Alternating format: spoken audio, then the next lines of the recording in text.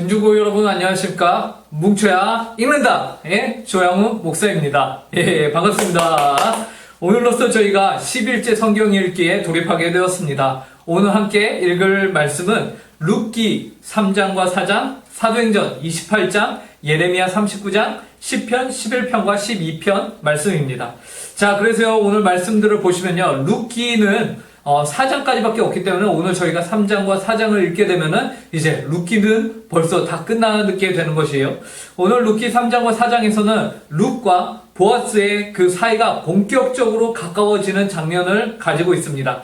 그래서 룻기 3장을 먼저 보시면요, 나오미가 이 둘의 관계를 위해서 룻에게 조언을 합니다. 그것은 무엇이냐면 이 이스라엘 백성들이 타작하는 날이 오는데 그날은 축제와 같은 날이에요. 그래서 타작하는 현장에서 그 밭의 주인이 그 장소를 지키거든요. 그래서 보아스가 같이 축제를 벌이고 그곳에서 잠자리에 드는데, 그 잠자리에 들었을 때에 보아스가 덮고 있는 이불 발치를 들어서 너가 조용히 그곳에 누워있으라 라는 것이었습니다.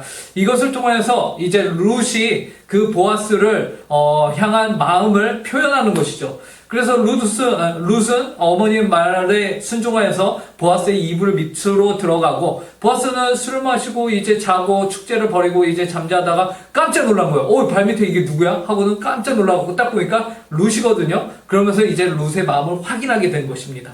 자, 룻의 마음을 확인한 보아스, 그러면 어떻게 했을까요? 좋아! 하면서 바로 룻을 자신의 여자로 삼았을까요? 그러지 않았습니다. 보아스는요, 아주 신중하게 너가 룻을 더욱더 떳떳하게 그리고 정당한 방법대로 자신의 여자가 될 수 있도록 하기 위해서, 그리고 본인이 룻의 멋진 남자가 되기 위하여서 먼저 기다립니다.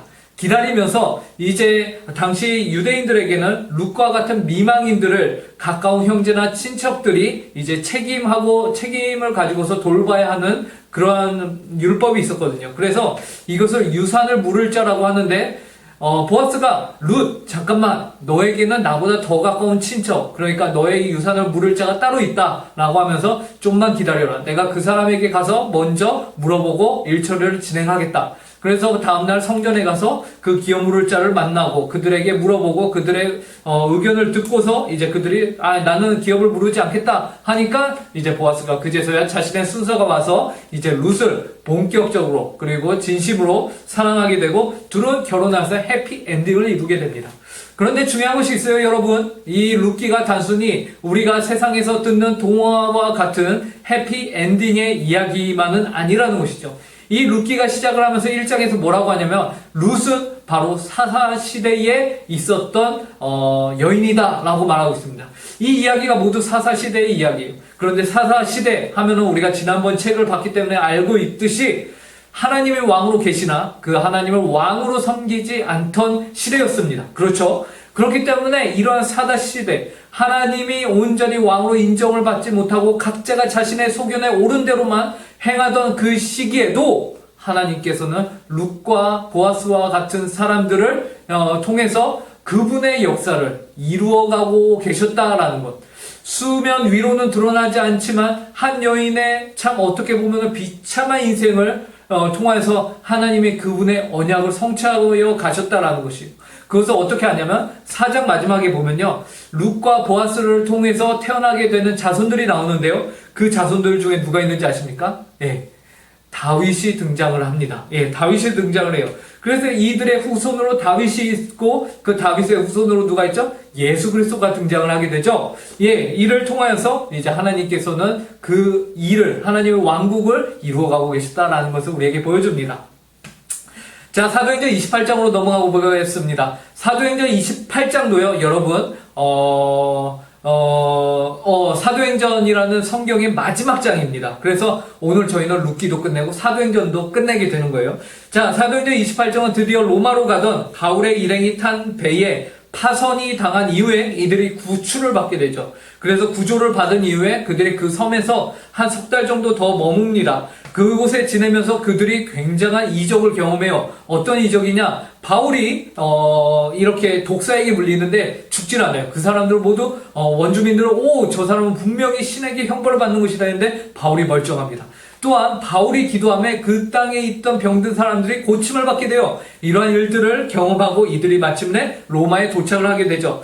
그곳에서도 바울은 날마다 예수 그리스도를 전하는 그런 역사를 경험하게 됩니다. 자, 이 28장 사도행전 전체가 이제 마무리되는데 우리는 이 사도행전을 통해서 무엇을 깨닫게 됩니까? 나는 무엇을 위해서 살아가는가?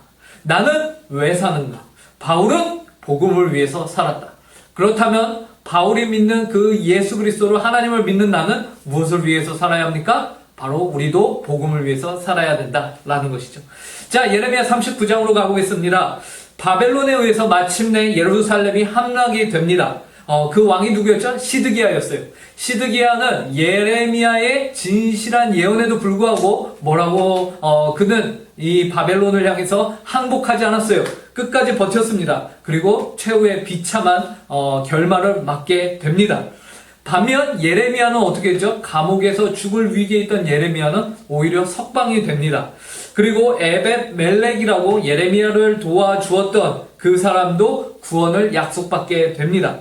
그래서 결국에는 하나님을 두려워하고 하나님의 편에 서고 하나님의 말씀에 순종하는 자만이 구원을 얻게 된다라는 사실을 우리에게 보여주고 있습니다.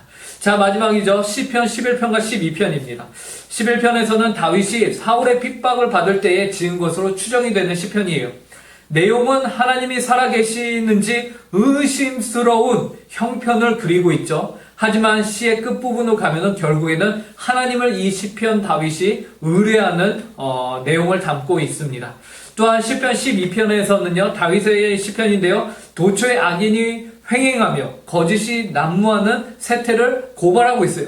하지만 이 안에서 다윗은 하나님께 자신의 답답함을 온전히 정직하게 솔직하게 토로하는 내용이 담겨 있습니다.